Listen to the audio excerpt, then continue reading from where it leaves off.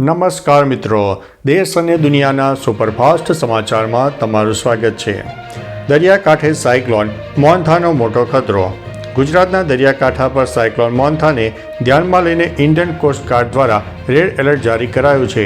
આ પૂર્વ ચેતવણી દરમિયાન મત્સ્ય ઉદ્યોગથી જોડાયેલા તમામ લોકો અને નાવિકોને સલાહ આપી છે કે તેઓ સુરક્ષિત સ્થાને પરત ફરે અને દરિયાકાંઠાથી દૂર રહે। તટરક્ષક દળ તેમની તમામ નેવિગેશનલ સુવિધાઓ અપડેટ કરી રહ્યું છે। માછીમાર સમુદાયને ખાસ ચેતવણી જારી કરવામાં આવી છે। મિત્રો, અન્ય મહત્વના સમાચારની વાત કરીએ તો રામ મંદિર પર હુમલાના ષડયંત્રનો પર્દાફાશ। દિલ્હી પોલીસના સ્પેશિયલ સેલ દ્વારા ધરપકડ કરાયેલા શંકાસ્પદ આતંકવાદી અદનાનની પૂછપરછમાં રામ મંદિર સહિત યુપીના અનેક ધાર્મિક સ્થળો પર હુમલાનું ષડયંત્ર બહાર આવ્યું છે। યુપી એટીએસની ટીમ દિલ્હી જઈને તેની પૂછપરછ કરી રહી છે। અગાઉ હાઈકોર્ટના જજને ધમકી આપવાના આરોપમાં પકડાયેલા અદનાને જેલમાંથી છૂટ્યા બાદ તે ભોપાલ ગયો હતો અને જેહાદી પ્રવૃત્તિઓ કરવાનું કાવતરું ઘડ્યું હતું। મિત્રો, અન્ય મહત્વના સમાચારની વાત કરીએ તો અય્યરને હોસ્પિટલના આઈસીયુમાં દાખલ કરવામાં આવ્યો। ભારતીય ક્રિકેટ ટીમના ખેલાડી શ્રેયસ અય્યરને આઈસીયુમાં દાખલ કરવામાં આવ્યો છે।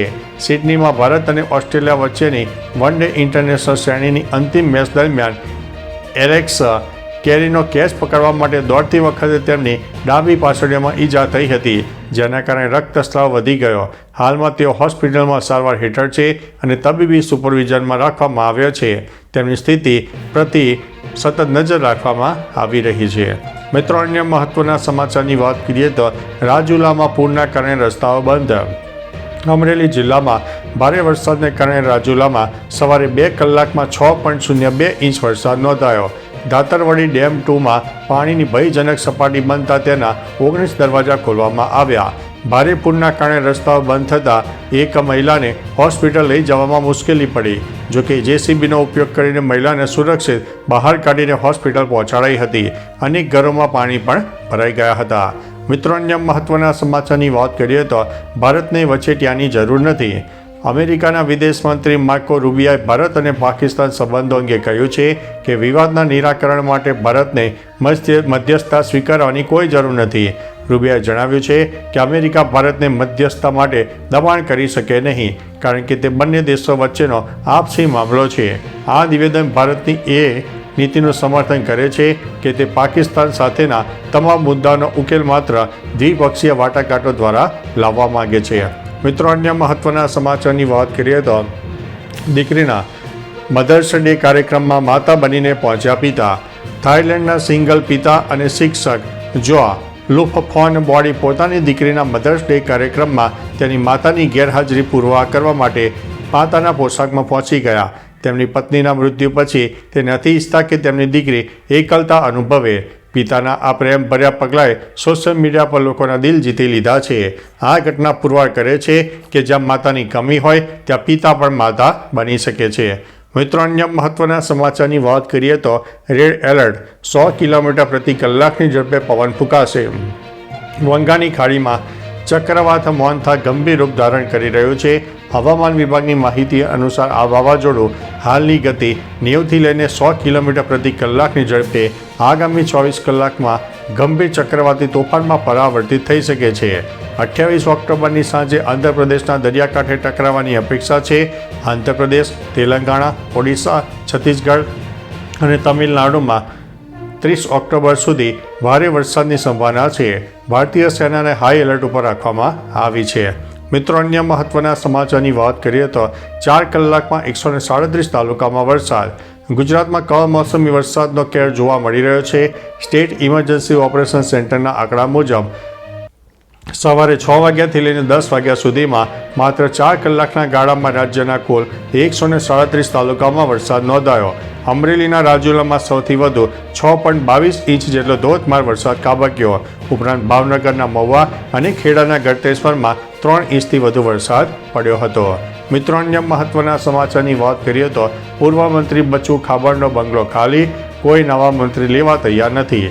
ભૂપેન્દ્ર પટેલ સરકારના મંત્રીમંડળના ફેરબદલ બાદ પૂર્વ મંત્રી બચુ ખાબડની ઓફિસ અને મંત્રી નિવાસનો બંગલો લેવા માટે નવનિયુક્ત મંત્રીઓમાંથી કોઈ તૈયાર થતું નથી।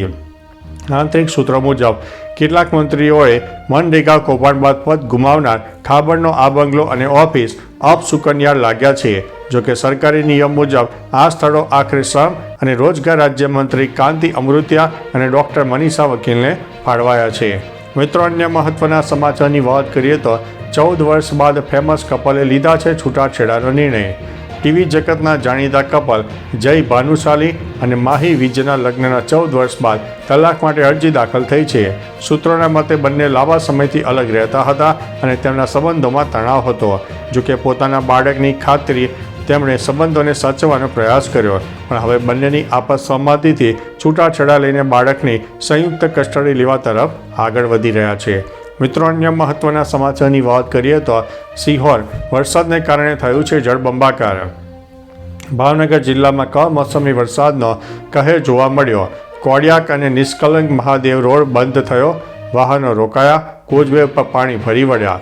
મહુવામાં ધોધમાર વરસાદથી માલણ ડેમના 30 દરવાજા પણ ખુલ્લા મુકાયા. નદીઓ ગાંડીતુર બની. મહુવા અને ભૂતકાળનો રસ્તો ડૂબ્યો હતો. લોકો જીવના જોખમે પાર કરે છે. મહુવા અને વાઘનગર રોડ પર બાઇક ચાલક તણાયો અને બાવળિયાના સહારે બચ્યો હતો. મિત્રો, અન્ય મહત્વના સમાચારની વાત કરીએ તો વિદ્યાર્થીના હાથમાં ચિપ્સ પેકેટ, AI સિસ્ટમનું એલર્ટ જારી કરવામાં આવ્યો. વિકસિત થતી ટેકનોલોજી ખતરનાક સાબિત થઈ શકે છે, તેનો એક કિસ્સો જોવા મળ્યો. મેરીલેન્ડમાં એક AI આધારિત સુરક્ષા સિસ્ટમે સ્કૂલના વિદ્યાર્થી ટાંકી એલનના હાથમાં રહેલા ચિપ્સના પેકેટને ભૂલથી બંદૂક સમજી લીધું. સિસ્ટમનો એલર્ટ મળતા સુરક્ષા કર્મીઓએ એલનને પકડીને બંદૂક ટાંકી અને જમીન પર સુવડાવી દીધો. જોકે તપાસમાં કશું ન મળતા તેને મુક્ત કરાયો છે, પણ આ ઘટનાથી AIની ભૂલનો ખતરો સાબિત થયો છે. તો ચાલો મિત્રો, ફરીથી દેશ અને દુનિયાના સુપરફાસ્ટ સમાચાર લઈને મળતા રહીશો. ત્યાં સુધી અમને રજા આપશો. નમસ્તે.